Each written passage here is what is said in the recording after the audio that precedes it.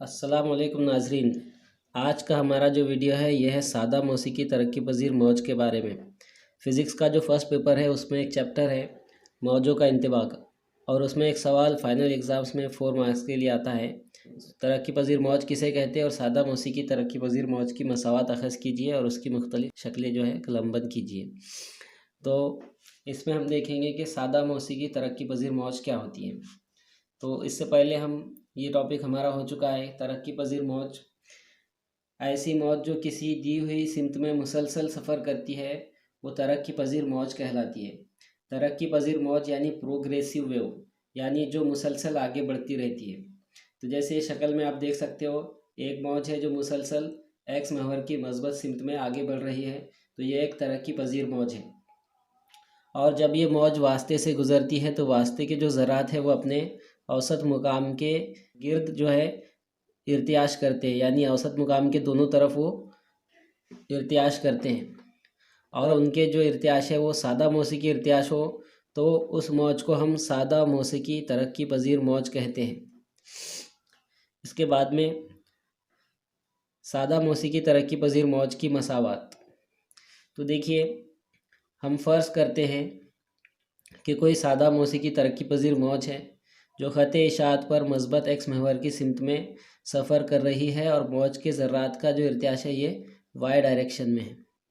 ठीक है, मौज एक्स डायरेक्शन में आगे बढ़ रही है और मौज के जो ज़र्रात है ये सादा मौसीकी हरकत करते हैं, और ये अपने औसत मुकाम के दोनों तरफ यानी ऊपर नीचे हरकत करते हैं वाई डायरेक्शन में।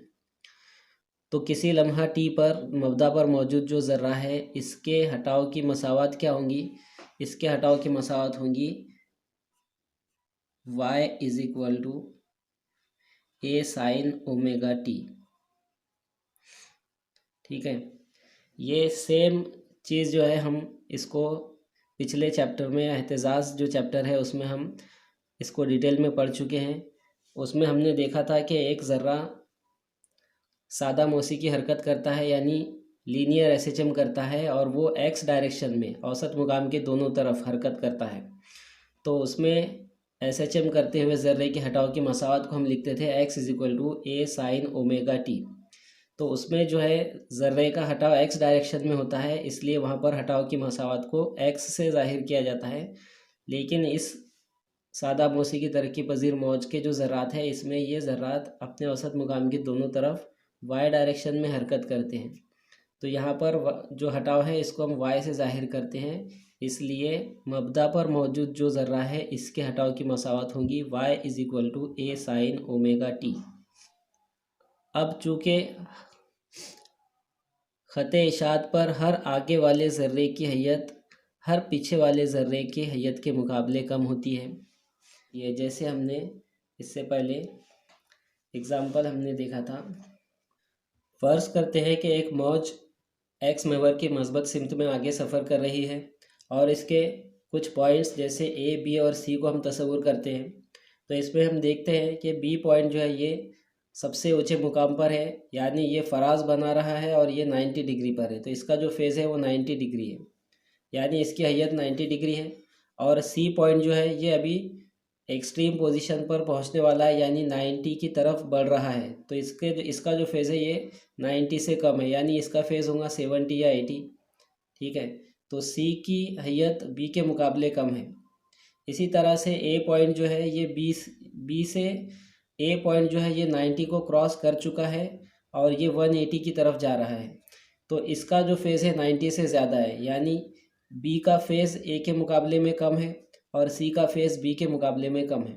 तो इसलिए हम कहते हैं कि हर आगे वाले ज़र्रे का फेज़, हर आगे वाले ज़र्रे की हैयत उसके पीछे वाले ज़र्रे की हैयत के मुकाबले कम होती है, और मौज जो है वो कम हैयत वाले नुकात की तरफ आगे बढ़ती है। तो इस केस में मौज इस डायरेक्शन में आगे बढ़ रही है। अगर मौज अपोजिट डायरेक्शन में यानी मौज वापस आ रही है, तो ऐसे केस में सी का फेज़ ज़्यादा रहेगा, बी का फेज़ उससे कम होगा और ए का फेज़ इन दोनों के मुकाबले में कम होगा, क्योंकि मौज कम फेज़ वाले यानी कम हैयत वाले नुकात की तरफ बढ़ती है, और ख़त इशाअत पर हर आगे वाले ज़र्रे की हैयत पीछे वाले ज़र्रे की हैयत के मुकाबले कम होती है। तो देखिए यहाँ पर ये जो है, जब ये पार्टिकल औसत मुकाम पर था तो इसका फेज़ 0 डिग्री था। फिर जैसे ये पॉइंट बी है तो बी अपने 90 डिग्री पर यानी एक्सट्रीम पर पहुंच चुका है। 90 पर जाने के बाद जब हम ए पॉइंट की बात करते हैं तो ए पॉइंट जो है ये 90 से कम नहीं है, बल्कि ये 90 को क्रॉस कर चुका है और 90 के बाद में अब ये 180 की तरफ आगे बढ़ रहा है। तो ए का फेज़ ज़्यादा है, बी का फेज़ कम है। इसके बाद में जब ये पार्टिकल नीचे जाता है एक्सट्रीम पोजीशन पर तो यहाँ पर इसकी हैयत 270 है यानी 270 है। और फिर जब ये वापस आता है तो ये सेम मीन पोजीशन की लाइन पर आ चुका है, उसी मुकाम पर आ चुका है, लेकिन इसका फेज़ अब कितना हो चुका है, 360 हो चुका है।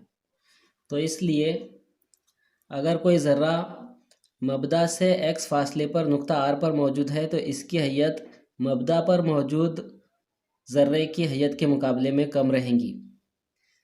ये जो पॉइंट है r, यहाँ पर मौजूद जो ज़र्रा है इसकी हैयत मबदा पर मौजूद ज़र्रे के मुकाबले कम रहेंगी और इन दोनों का दरमियानी फ़ासला x है।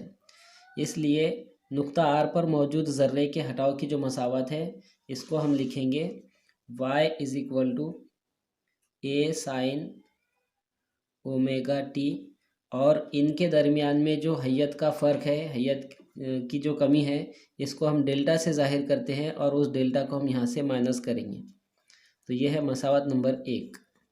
अब हम जानते हैं कि लैम्डा फासले के बाद यानी 2 पाई रेडियन हैयत के बाद मौज की जो हरकत है ये रिपीट होने लगती है, मौज की जो हरकत है ये दोहराने लगती है। इसलिए लैम्डा फासले पर मौजूद पॉइंट पी पर जो ज़र्रा है इसकी हैयत मबदा पर मौजूद ज़र्रे के मुकाबले में 2 पाई रेडियन से कम रहेंगी। तो इसको हम इस तरह से लिखेंगे, लैम्डा फासले पर मौजूद ज़र्रे की हैयत का जो फ़र्क है यह है 2 पाई रेडियन। तो इकाई फासले के लिए हैयत का फ़र्क कितना रहेगा, इकाई फासले पर मौजूद ज़र्रे के लिए हैयत का जो फ़र्क है ये होगा 2 पाई बटे लैम्डा के मसावी। इसके लिए हम क्या लॉजिक यूज़ करते हैं, लैम्डा को इकाई फासले में तब्दील करना है तो लैम्डा को हम लैम्डा से तकसीम करते हैं। और मैथमेटिक्स का उसूल है कि जब हम लेफ़्ट साइड में तकसीम कर रहे हैं तो राइट साइड में भी हमको तकसीम करना पड़ेगा। लैम्डा को लैम्डा से तकसीम करेंगे तो ये तब्दील हो जाएगा इकाई में, लैम्डा को लैम्डा से तकसीम करेंगे तो ये बचेगा 1, यानी इकाई फासले पर ज़र्रे के हैयत का जो फ़र्क है ये है 2 पाई बटे रेडियन के मसावी। तो x फासले पर मौजूद ज़र्रे के लिए हैयत का जो फ़र्क है ये कितना होगा, तो 2 पाई बटे लैम्डा को x से ज़रब करेंगे। इसलिए मबदा से x फासले पर यानी पॉइंट r पर जो ज़र्रा है इसके हैयत का जो फ़र्क है वो कितना हो जाएगा, वो हो जाएगा 2 पाई x अपॉन लैम्डा के मसावी। यानी इसका ये मतलब है कि मबदा से x फासले पर यानी नुक्ता r पर जो मौजूद ज़र्रा है इस ज़र्रे की हैयत मबदा पर मौजूद ज़र्रे के मुकाबले में 2 पाई x बटे लैम्डा से कम रहेंगी। और ये जो हैयत की कमी है इसी को हम डेल्टा से ज़ाहिर करते हैं और मसावत नंबर 1 में हम इसको ओमेगा टी में से माइनस करते हैं। तो मसावत नंबर 1 में डेल्टा की कीमत 2 पाई x अपॉन लैम्डा रखने पर हमको आंसर मिलता है y is equal to a sine omega T minus 2 pi x upon lambda. तो ये हमको मसावत मिलती है y is equal to a sine omega T minus 2 pi x upon lambda, मसावत नंबर 2। इसी तरह से हम जानते हैं कि ओमेगा मसावी क्या होता है, 2 पाई बटे टी होता है। तो मसावत नंबर 2 में ओमेगा की कीमत रखने पर y is equal to a sine और ओमेगा की कीमत है 2 पाई बटे टी और यहाँ पर एक स्मॉल टी पहले से मौजूद है तो 2 पाई टी बटे capital T minus 2 pi x बटे लैम्डा।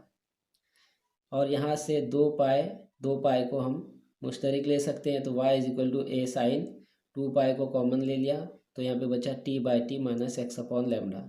ये जो है मस्बत x महवर की सिमत में सफ़र करने वाली सादा मौसीकी तरक्की पजीर मौज के हटाव की मसावत है y is equal to a sine 2 pi t by t minus x upon lambda, y is equal to a sine 2 pi t by t minus x upon lambda. इसी तरह से हम जानते हैं कि omega is equal to 2 pi by t होता है और 1 अपॉन टी का मतलब है तवातिर यानी 1 बटे टी का मतलब n होता है। तो यहाँ पर रखेंगे तो omega is equal to 2 pi n और इसी तरह से मौज की रफ्तार तवातिर और तूल मौज के दरमियान जो ताल्लुक होता है v is equal to n lambda, यहाँ से n की कीमत निकालेंगे तो n इज इक्वल टू होगा v अपॉन लैम्डा, और ये कीमत हम यहाँ पे रखेंगे n के प्लेस पे तो 2 पाई, और n के प्लेस पे हम रखेंगे v अपॉन लैम्डा, तो ये ओमेगा की कीमत हो जाएंगी 2 पाई v बटे लैम्डा। तो मसावत नंबर 2 में जब हम ये कीमत रखेंगे ओमेगा की, तो मसावत नंबर 2 के मुताबिक y is equal to a sine, और मसावत नंबर 2 में यहाँ पर ओमेगा है omega T minus 2 pi x upon lambda, तो ओमेगा की जगह पे हम रख देंगे 2 pi v upon lambda, omega की जगह पे हम रखेंगे 2 पाई वी बटे लैम्डा, और उसके साथ में T minus 2 pi x upon lambda मसावत नंबर 2 से। यहाँ से 2 पाई लैम्डा दोनों जगह पर है, हम इसको मुश्तरक ले सकते हैं। A sine 2 pi upon lambda को मुश्तरक ले लिए, तो यहाँ पे बचा V T minus x upon lambda, sorry lambda को हमने कॉमन ले लिया, वी टी माइनस एक्स मसावत नंबर 4।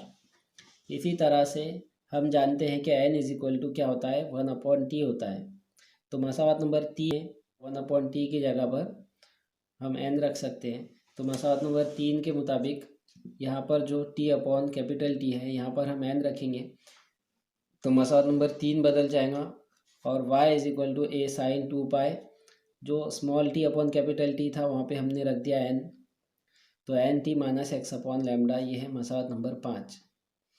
इसी तरह से y is equal to a sine 2 pi, और यहाँ से n को हम मुश्तरक लेते हैं, तो जब हम n को बाहर निकालेंगे तो ये हो गया 2 पाई n, यहाँ पे बचा t minus x upon lambda, और यहाँ पर n नीचे आ जाएगा नसबनुमा में, क्योंकि यहाँ पर सिर्फ एक n था और उसको हम मुश्तरक ले रहे हैं, तो जब हम n को मुश्तरक लेंगे तो यहाँ पे नसबनुमा में एक n आ जाएगा, तो लैम्डा के साथ में ये आ गया n, और v इज इक्वल टू क्या होता है